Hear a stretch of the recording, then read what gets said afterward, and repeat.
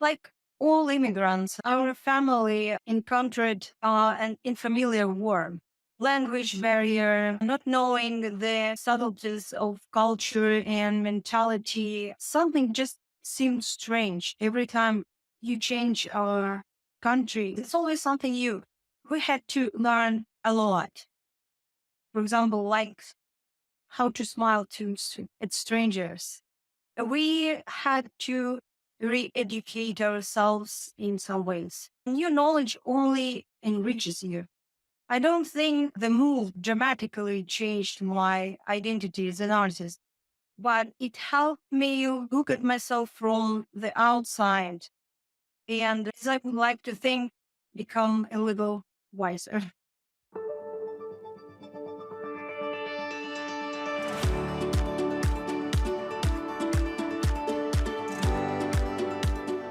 Welcome, listeners, to another inspiring episode of Age of Reinvention.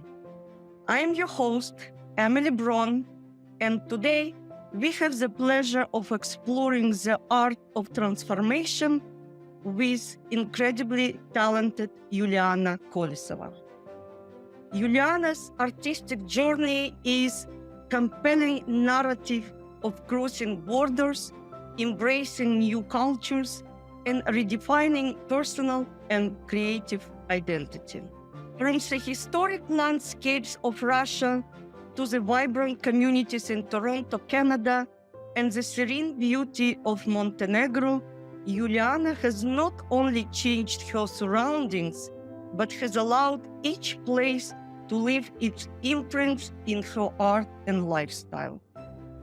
As the colors of her experiences blend into her creations, Juliana illustrates the remarkable symphony of adapting to new worlds, crafting an ever-expanding body of work that pays homage to the heritage of her past while celebrating the diversity of her present.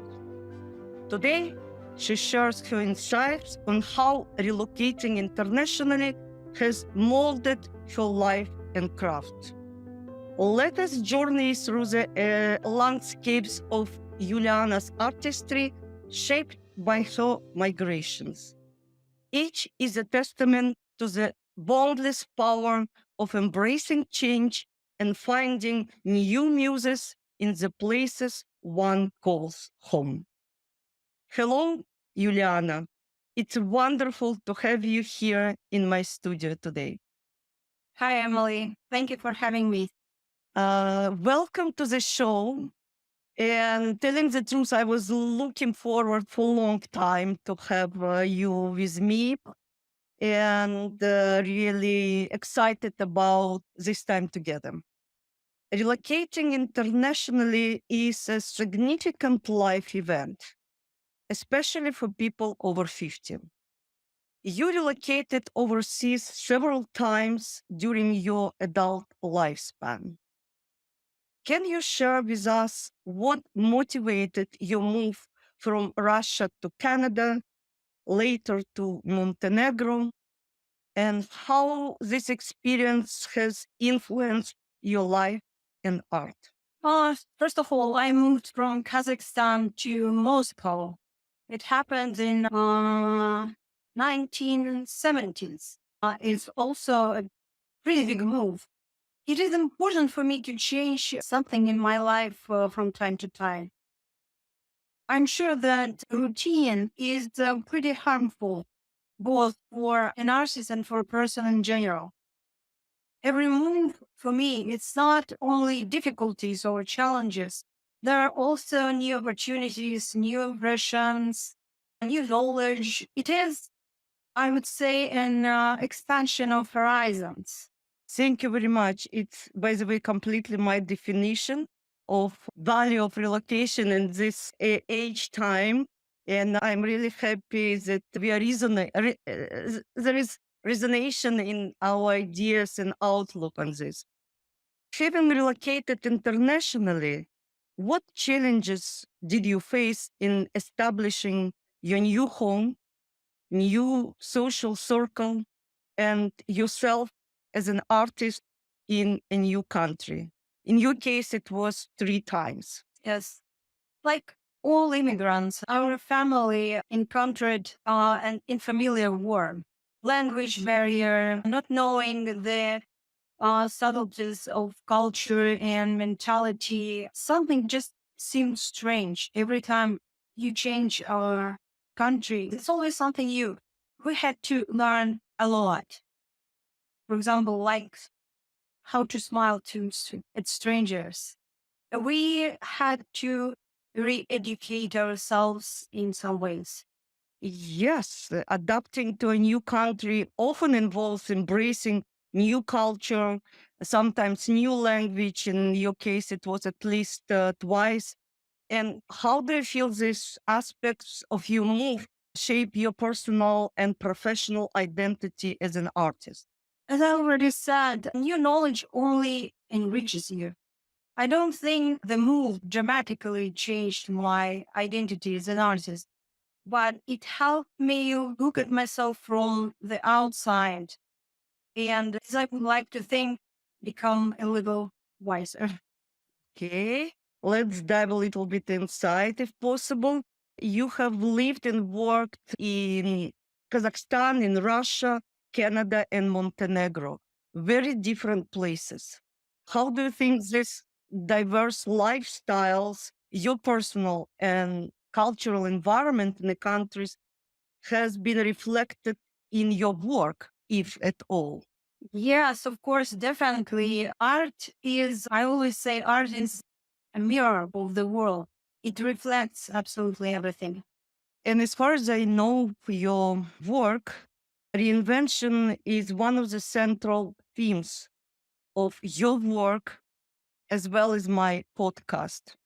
Have you ever felt that you need also to reinvent your style or approach completely in your artistic journey? Probably not. I've never felt that the need is for it. There is always something to learn, of course, but the main thing for an artist is to always remind yourself person's personality changes with age anyway, right? And accordingly, the creative style changes as well. But this happens, I think, organically and by itself.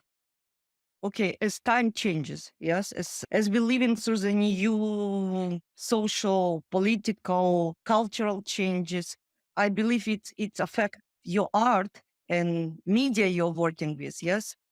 Of course, everything affects my art. But it's like I said, it happens anyway. It's not like at some point you decide, oh, I need to change my style or I need to do something completely different.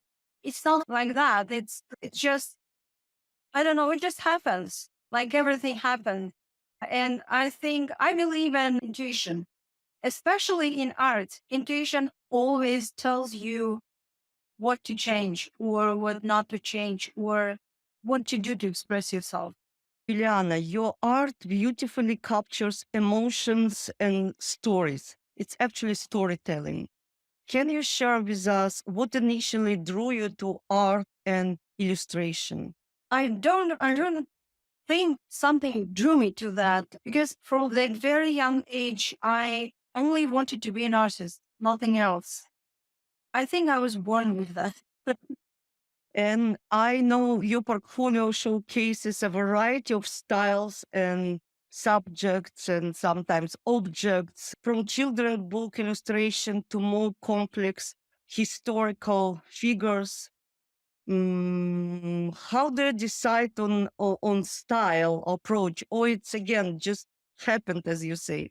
But it depends. If we talk about illustrations, it's always a work of a team. So there is an art director. It's a commercial work.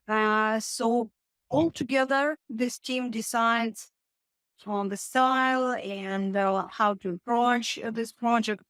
But as for my personal work, again, it depends on the subject.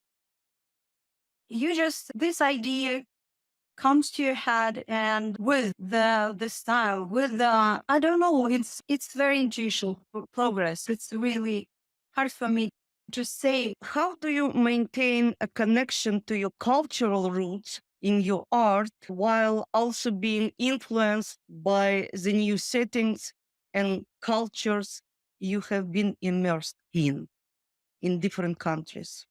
I think our roots is some sort of DNA. You don't have to try to preserve them. I think you keep them for the rest of your life. And your roots are always there. You cannot do anything about it. That's why I think even I change my style or my vision of art moving to another country. It's my roots are still there because it's not only my roots, it's my childhood, it's my culture, it's in my blood, not only mine. For everyone, it's the same thing. What advice would you give to other artists facing the prospect of relocation? How can they prepare themselves for the shifts in life circumstances which might affect inspiration and the practicalities of living and working in a new place? The main thing is, I guess, to accept changes, both good and bad. To understand that when we wire something, we will also lose something as well. And this is normal. So acceptance is the major thing for me. And as for myself, changes always inspire me. But all people are different. There is no general receipt for everyone, right? But what you would recommend to other artists who probably now considering relocation? And I understand it's a different personalities, different lives, but people sometimes dreading about possibilities if they would be able to create how a new environment. I don't know, some practical aspects of establishing yourself as an artist in new country. I think it's a usual way for every country. It doesn't matter where you move. For me, I think the most important thing is just continue working.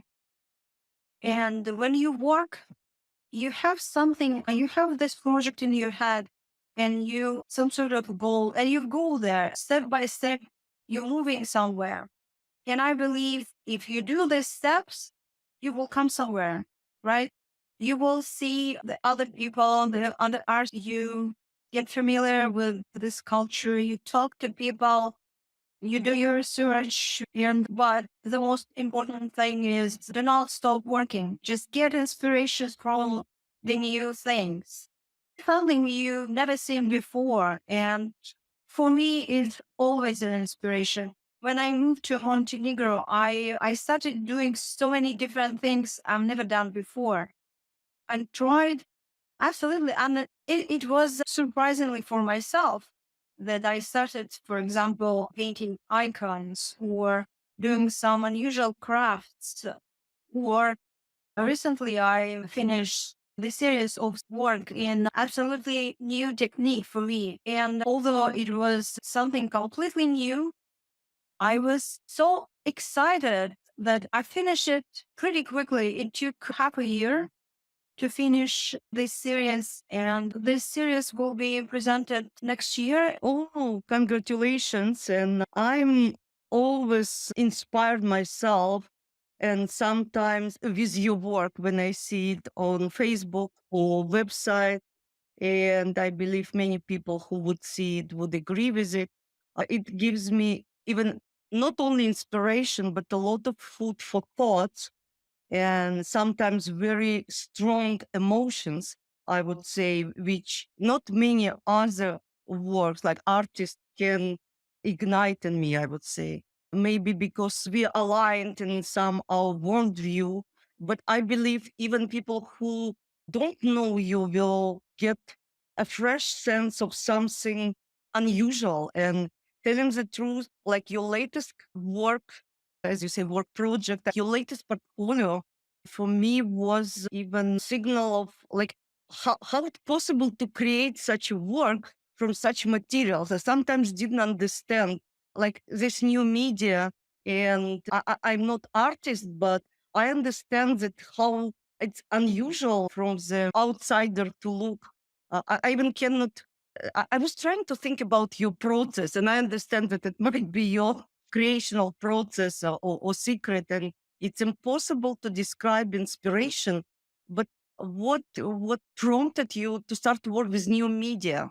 It's hard to answer the question. It just comes from somewhere, and you suddenly decide that, oh, why I do this and that. And for me, it's important to have an element of challenge. If it's something new, which I've never done before, it drives me. I always think, oh, let's see if I can do that. And I think that is very important thing for any artist.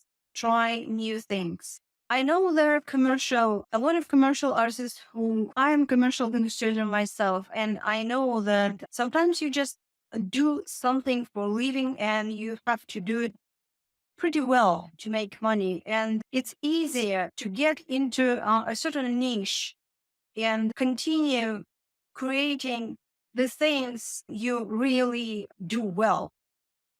But commercial work is totally different from your personal creative work.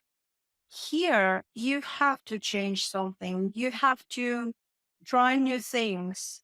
You have to get inspirations from everywhere, from the nature, from museums, from people, from pretty much all aspects of our social life. I know, and you know as well, that latest technological changes created additional obstacles to many artists working with different media.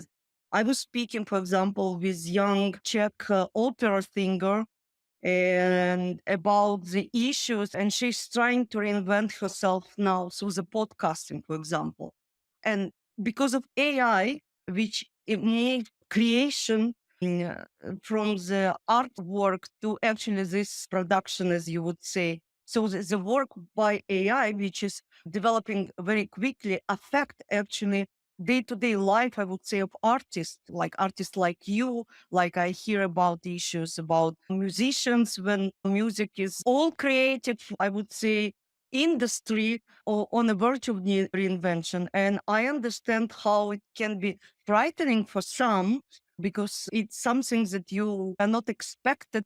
In addition to your inspiration, there are some outside factors, I would say, which might affect your work and perception of your work.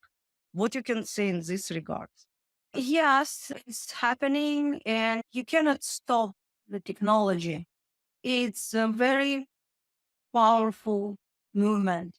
You don't have to consult with this. You have to stand that, and you have to adjust your work, your living to what's going on in the industry, in the market. For me, it's a little different than for some artists who just started their career as digital commercial artists. That would be for me. I remember myself. Imagine you just got very good education. You work hard to get into this market. And suddenly, when you just think, oh, now, that is the beginning of something big and I will make a lot of money and stuff like that. And suddenly, there is artificial intellect and you don't know what to do because it's like you said, it's getting better and better. And as for the commercial illustration, I think it does it even better than very many illustrations already. When it just started, it was not good enough, but now it's getting better so fast. And for me, it's not a big drama because I'm tired of being a commercial illustrator. And moving here, I decided to concentrate more on handwork, which is which is so far impossible to do. Impossible for AI to replicate. Impossible. Yes, for AI, it would be impossible. And I think the more digital artists have challenges with their careers, it's better for those who all work with their hands. I don't know about musicians. Honestly, I don't know how they will adjust to all this technology, but for the artists, as far as you can create something physical, I think it will be more and more wanted and more expensive because digital art is very affordable for everyone. Every child, every student can create something with the help of AI, but there are not so many masters who are not as many as creative artists who can do something really, really nice with their hands. So I think that there is a future for artists. Go back to hard work because we so used to depend on this technology. Sometimes we think technology does the biggest part of our work and we don't have to study, we don't have to work really hard because there is a technology which helps. But now it's different. Now we have to go back to hard work. Yes, and a new approach. And actually, this young girl, which I recently happened to be together in podcasting group, she moved from United States to Prague, graduated from conservatory as opera singer, and was full of plans about working in some European theaters when this huge change is happening. So she's adjusting to some new, I don't know, digital music, and I'm with interest looking to follow her steps in this direction because she wants to inspire some other musicians who probably are not yet in position. She's learning different digital tools with hope to integrate her thinking, I believe, as well. Yes, I guess that's the only way to adjust to what's happening in the world. In your case, you are not only artist, you are writer. It's less known for many people, but I read your storytelling, I would say. I read your fables, and I know about several performances in local Toronto theaters, which were created based on your stories. Are you continue writing something in Montenegro? Yes, I do. I am continuing, but you cannot do everything at the same time. I have to concentrate on the project to do it. I have to be involved completely. I cannot, for example, I cannot do my artistic project today and tomorrow do something else like writing. You have to completely get to this project. So I think now when I finished this big one I was talking about, probably I will go back to writing. But I still write short stories, poetry, some small things. But I have an idea for a big novel, but that would get a full concentration. And so far, I don't have time for that, but I will find it. Well, I'm very happy to hear about your new project, and it actually was my next question. What are the new projects? What we can expect from Juliana in the future? Like, I'm not limiting by time, no promises. Just what is in your creative process planning? I have a lot of projects. The problem is time, as always, how to find time for everything I would like to do. But the next one, probably I will continue with this new technique and create some sort of portrait collection, portrait series. That is one of the idea. Another one is a new painting series. And I don't know, I also do some crafts. I'm very interested in history. Recently, I tried to do something with the historical view. It's hard to explain in words. I guess artists better express themselves in their paintings than in words. When it's ready, probably I wouldn't need to explain it. I don't like to explain my art. I believe that good art is supposed to make people get questions. It's not to give them answers, but to provoke questions, to make them think. And I really love when people try to explain my art to themselves and to me. It's always very interesting how differently people see it. And for me, it's a good thing because it means there are levels. There are some different ways to see it. And it gives people space for thinking, which is important for me. I don't want my art to be like very straightforward. Absolutely. Otherwise, it's not thought provoking. So many artists are working in this way, and I know that you are different. And now I have a little bit different question. What about your new social circle in the place you're living now? And actually, how important it for you at this period? It is important somehow, but again, I don't have much time for social life. I try, of course. I know some people, some good artists here in Montenegro. There are actually a lot of talented artists here. And recently, I went to some exhibition opening in Porto, Montenegro. There was exhibition of actually American artists. She's from Montenegro, but she moved to Chicago when she was just a child. I talked to her, and interesting thing that we found that there are so many common things with us. She moved from being a young person. She decided to move to Montenegro pretty much for the same reason as myself, because as many other creative people, she thinks that the most important thing is freedom. And her series of paintings, it was very nice. I really loved it. It was pretty dark, I would say, about what mass media do with our consciousness, with our mind. It is very deep. And I'm really glad that I met her, and I'm really glad that she moved here. And hopefully, I will have an opportunity to talk to her again. And there are some local artists who are also very interesting.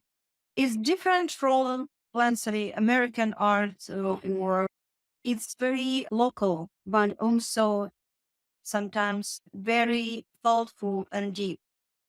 So yes, I try to communicate with other artists, with people who is interested in art.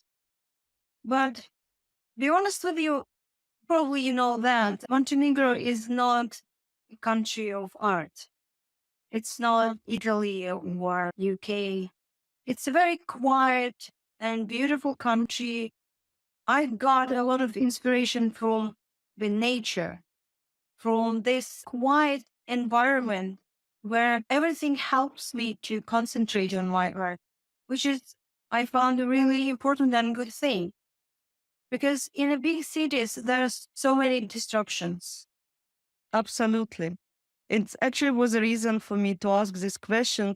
I understand the differences between art scene, say, in Moscow, where you lived years ago, in Toronto and Montenegro, but it's what I thought and wanted your information or your story that at this period of time, probably for you, this kind of more meditative environment, I would say it's what you need in order to really change and adjust. Yes, at this point, I think it's what I need because, like I said, surprisingly, my work here became so active and different from what I had been doing before. And it's always a different environment. There is always something you miss, but there is always something to gain. I'm happy to hear and learn from you.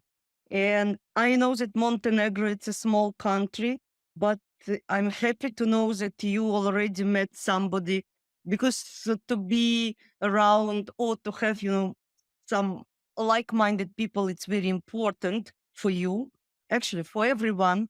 And I believe that will be already probably more freedom-loving people in Montenegro I am following the trends a little bit different about Bitcoin and new eco-living communities and free cities. And one of the prospering communities actually in city you live in Bar, it's Montenegro. So there is obviously some dynamic which actually not seen, say, in our big Canada, if we speak about territory. So sometimes small countries provide opportunities for the new ideas, for new movement. And I think that maybe for you, you are in correct place, in correct time. I hope so. At least I live in Europe. Although I miss Canada in some aspects. But I remember when we moved to Canada in late 90s, I moved from Moscow, and artistic life in Moscow, even there, that time was much more active than in Toronto. That time, Toronto seemed a bit sleepy and also conservative to me compared to Moscow. It's much better now, but again, if you compare it with New York, Now you compare it with Montenegro. You don't compare, you live your life. yes, you don't have to compare exactly because everything is comparable. And like I said, there are always good things and bad things. What's the point to compare? You just find something good in every place you move to and get inspired, get inspiration from something new. There is always something new, and that is important. And also in our time of exchanging information communication, and so it's not necessary to live in epicenter of events. You can live in very quiet place and also collaborate with any galleries in the world. And being in Europe, it's now so much easier for me to go to different countries. Living in Canada, it's a big deal to go to Europe. Yeah, it's far away, it's expensive, time wise, and I'm really happy to understand that you found your place at this period of time, and I believe it will be for long. It's actually matching your expectation. I believe you find the place where you can express your freedom, freedom of creation, freedom of thought, freedom to live your life as you wish. Yes, I believe so. And who knows? Life is unpredictable. Who knows what happens next, right? Yes, as I say, we are living in very interesting times of changes, but I believe that this muscle of adaptation, this actual open mindedness for the changes which are coming or might come and affect us, it's very important to develop. And I'm very thankful for your time. I was happy to see you. And I'm looking forward to the new stories, to the new project, whatever is or will be in your mind, because now I know for sure that you are growing, you are developing, I can expect many changes from you, I would say. Thank you so much. Thank you. Good luck to you in all what you are doing.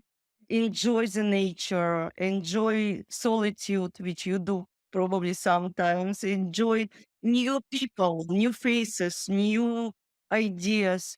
And sometimes I'm looking for the place, still living in Toronto, when I know it's not island, because I know I cannot survive in island, inhabited island, but some place to be away from this big and sometimes devastating changes, how I feel it, and just to keep my own kind of sanity and wholeness and my whole personality as I understand it. And I believe you found your place. Who knows? Nobody knows what's gonna be, but you have already new, if not roots, branches in Montenegro.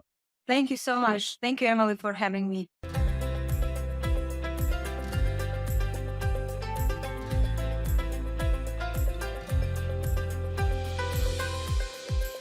As our time together ends, I want to thank again Juliana for this enlightening conversation. Your experiences have painted a vivid picture of what it means to adapt, innovate, and find one's stride in new environments, both as an individual and an artist. On behalf of Age of Reinvention and our listeners, I would like to express our deepest gratitude to Juliana for her inspiration she has given us. May her story encourage you, our cherished listeners, to paint your own lives with broad strokes of curiosity and never shy away from the allure of fresh horizons. Juliana has shown us that embracing change and stepping into the unknown can lead to profound artistic and personal growth. As you reflect on your own journeys of reinvention, consider how new landscapes, both literal and metaphorical, could inspire new chapters in your lives. Thanks to all our listeners for joining us on the Age of Reinvention. Remember, there is always time to redefine your path or to introduce new narratives into your life story. Keep reinventing, and until next time, stay inspired.